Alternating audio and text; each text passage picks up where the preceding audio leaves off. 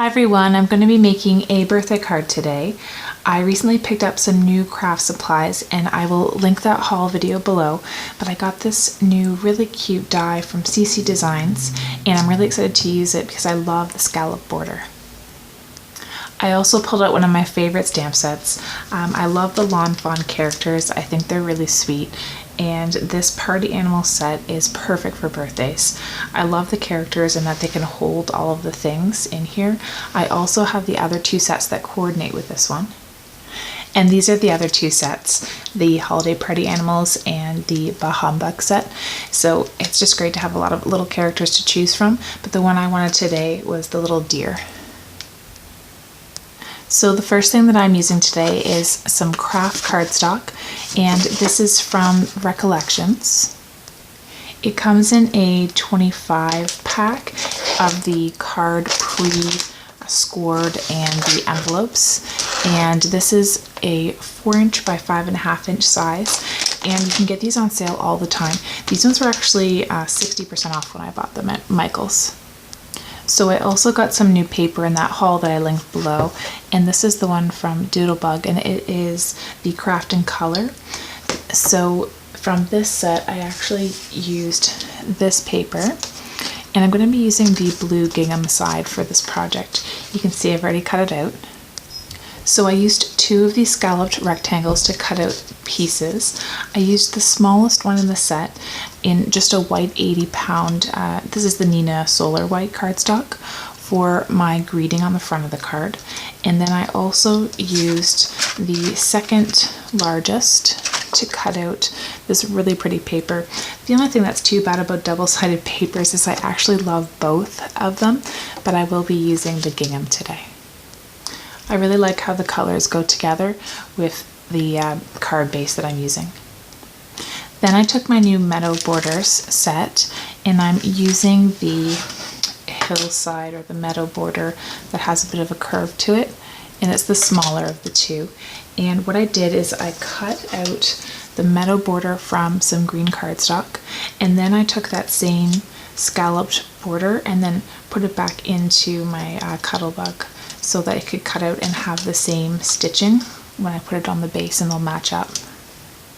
And I know I didn't show the back of this CC Designs scalloped rectangle, but it is just called scalloped rectangle, and there's the number of that die. So next I took my party animal stamp set as well as the coordinating dies, and then I stamped out a few images using my stamp block and my Memento Tuxedo Black ink. And then I cut them out using my Cuttlebug. And I'm really loving the stamp chamois for cleaning off my stamps. It's hardened now because it's dry, so you just rehydrate it when you're ready to stamp some more. But it works really well, and I have no more lint on my stamps. So there's the little images that I stamped, colored, and cut out.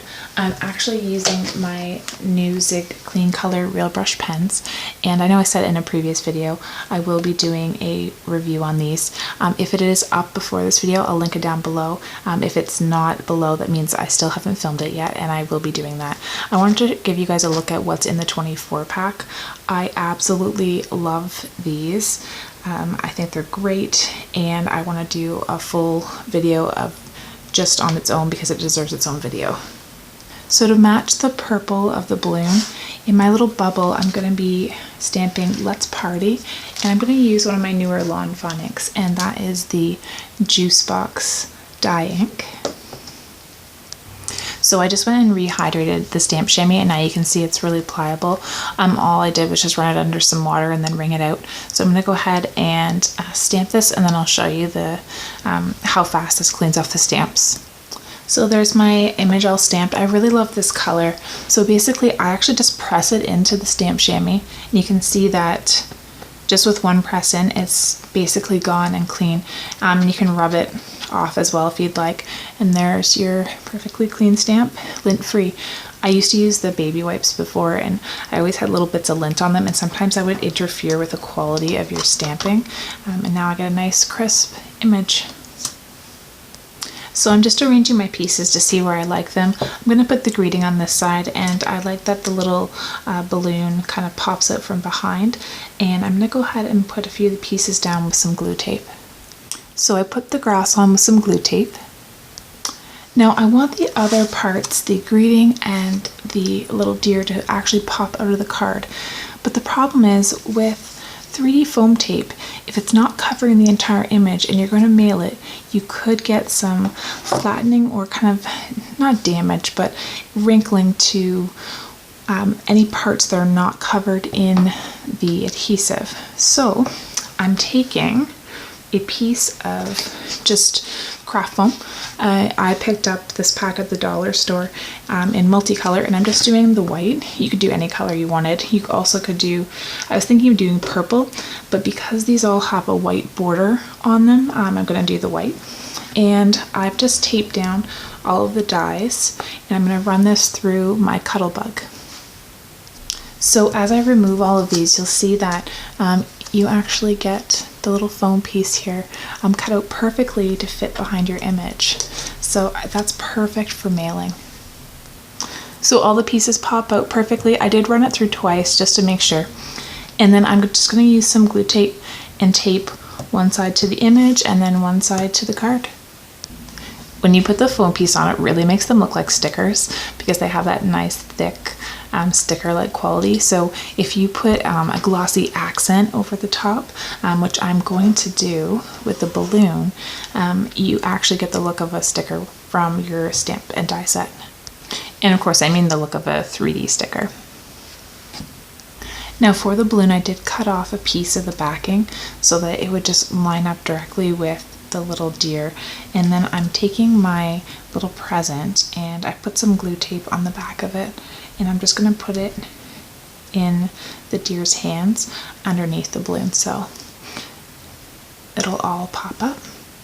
Now for the hat, I decided to leave it completely 3D. I figured that the hat can stick out even more from the deer, but you also could just snip off the front part here of the backing so that it just kind of lines up again directly with that little deer, but I've left it so that the whole thing pops out.